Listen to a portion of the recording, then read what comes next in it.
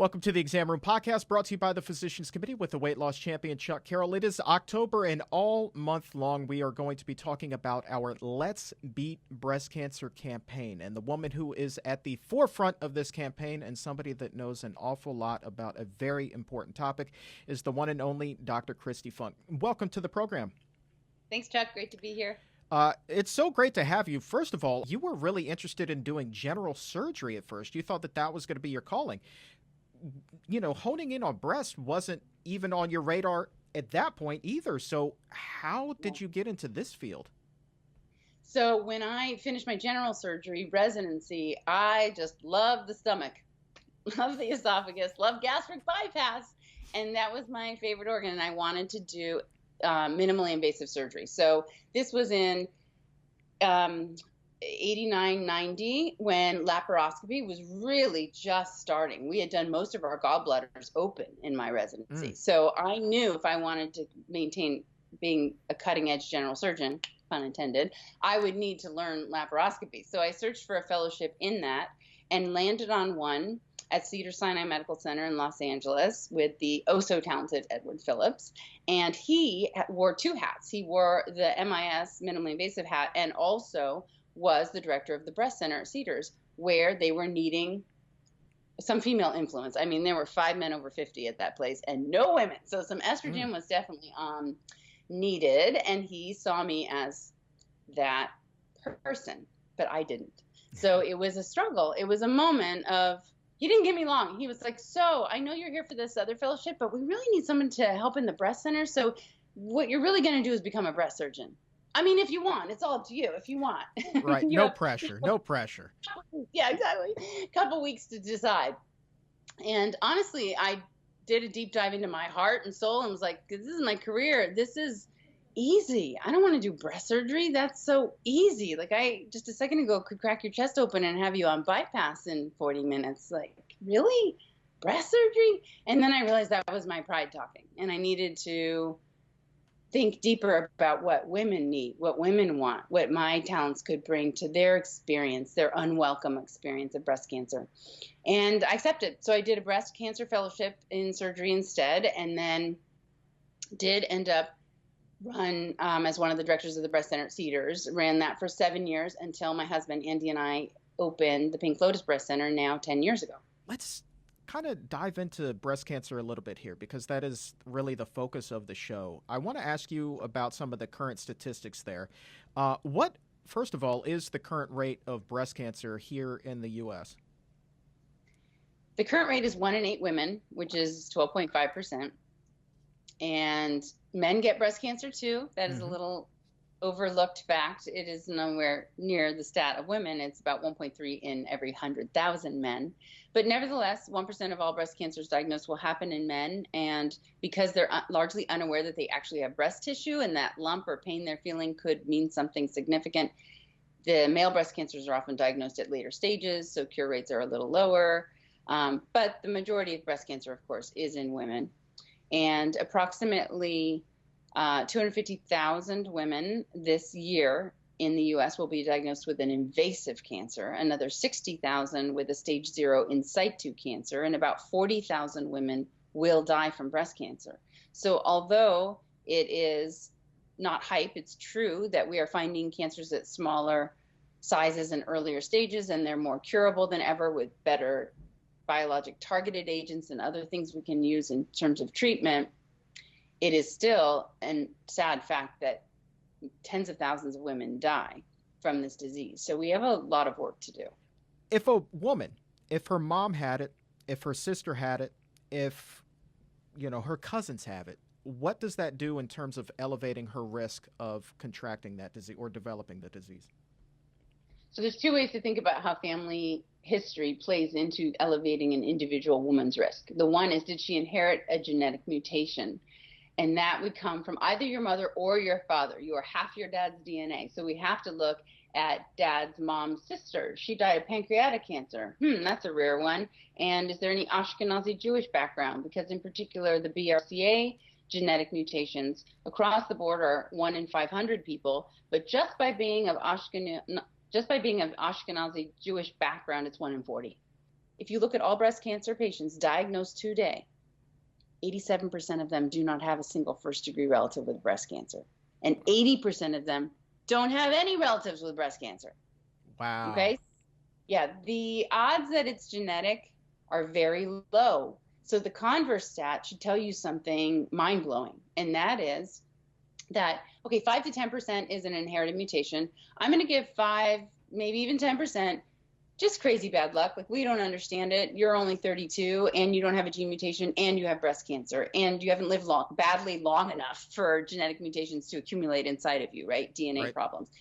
So we've got these extremes, but we have a bell curve, a very wide, fat bell curve of 80, maybe even 90% of all breast cancer on planet Earth that is from what?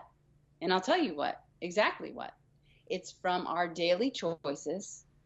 Every single choice we make, particularly every time we lift fork to mouth and chew and swallow, these choices are moving us closer to cancer or farther away. Let's talk about the nutritional component here. That's obviously a huge focus of what we do here at the Physicians Committee.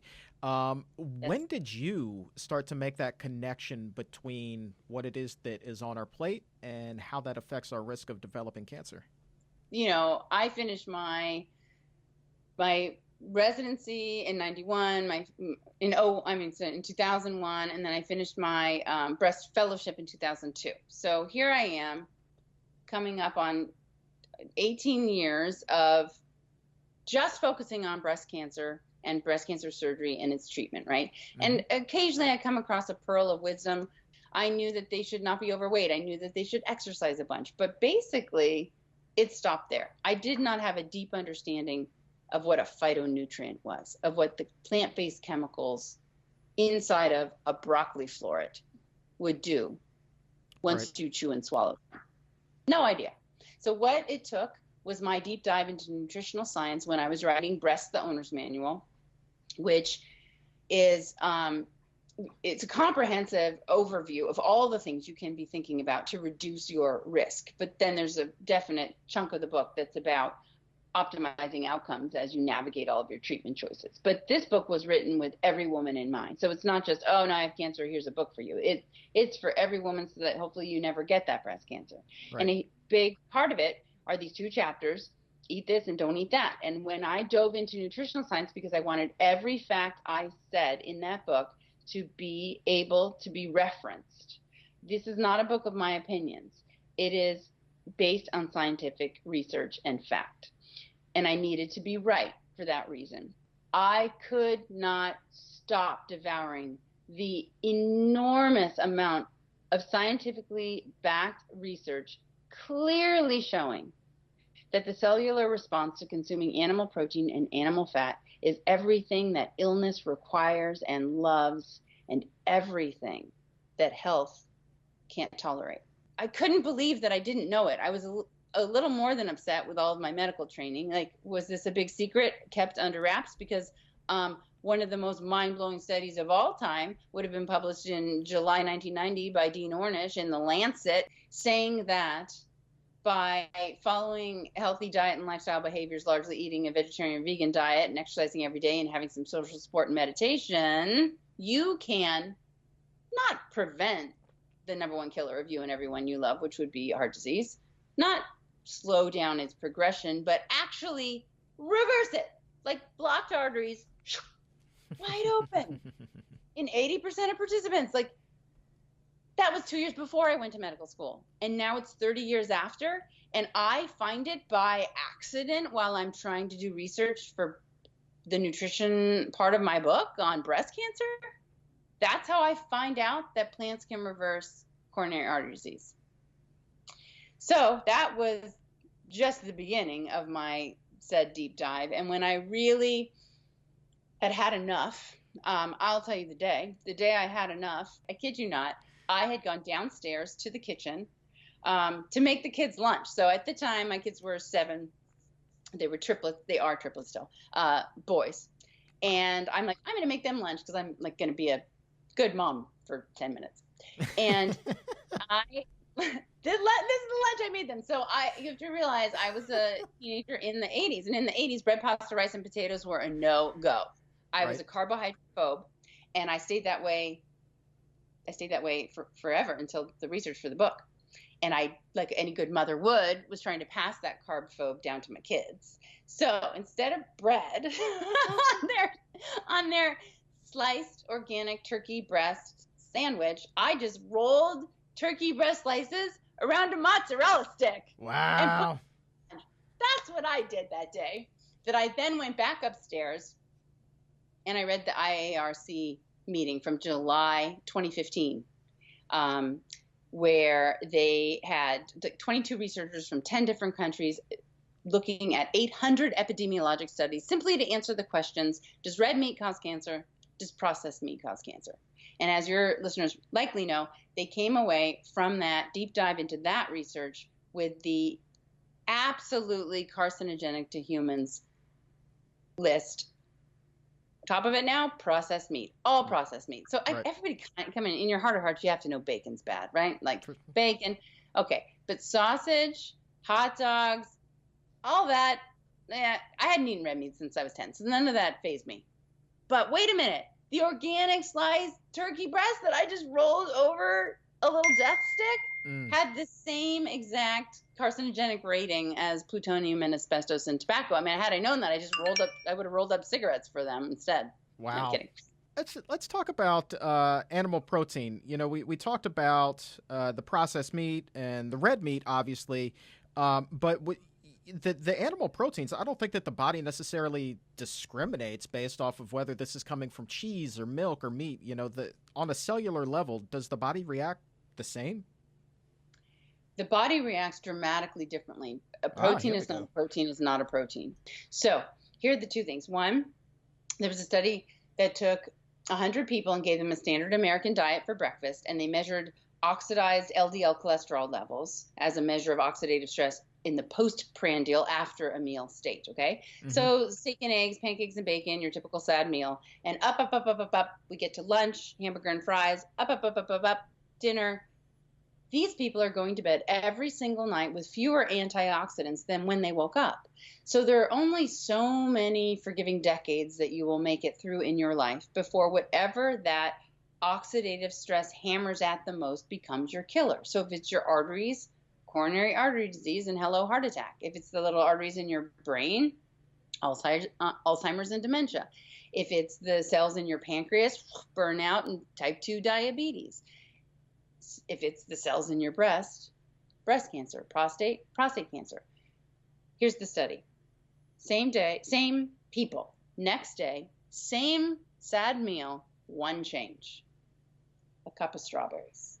Pancakes and bacon, LDL, up, down, baseline. Hamburger and fries, 1 cup of strawberries. Up, down, baseline. So the antioxidant power in a cup of strawberries can completely overwhelm and negate the oxidative stress reaction caused by this pancakes and bacon by noon. What would have happened if the breakfast had been steel-cut oats and a bunch of berries to begin with? Sprinkle some flax in there, maybe some Caesar nuts.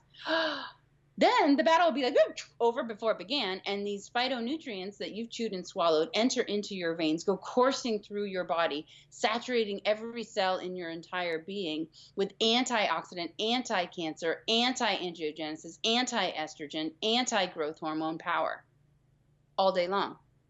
Wow. How are you going to get sick when you eat like that?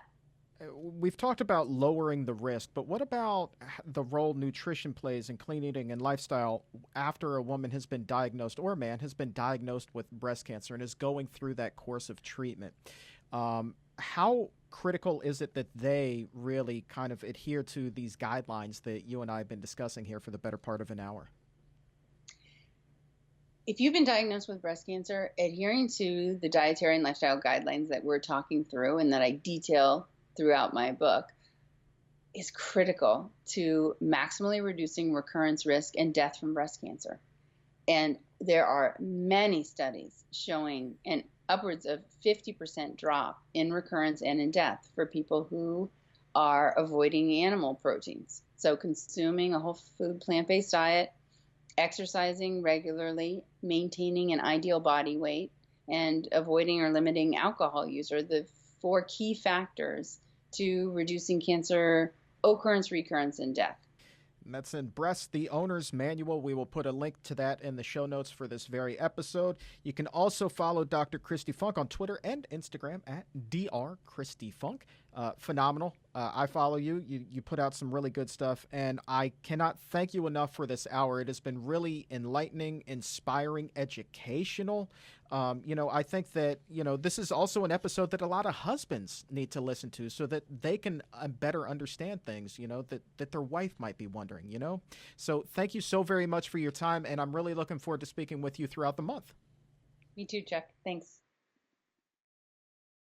If you like that interview and you want more of it, go ahead and subscribe to this YouTube channel. Leave a nice comment below. And for the full interview, also head over to Apple Podcast and subscribe to the Exam Room Podcast by the Physicians Committee.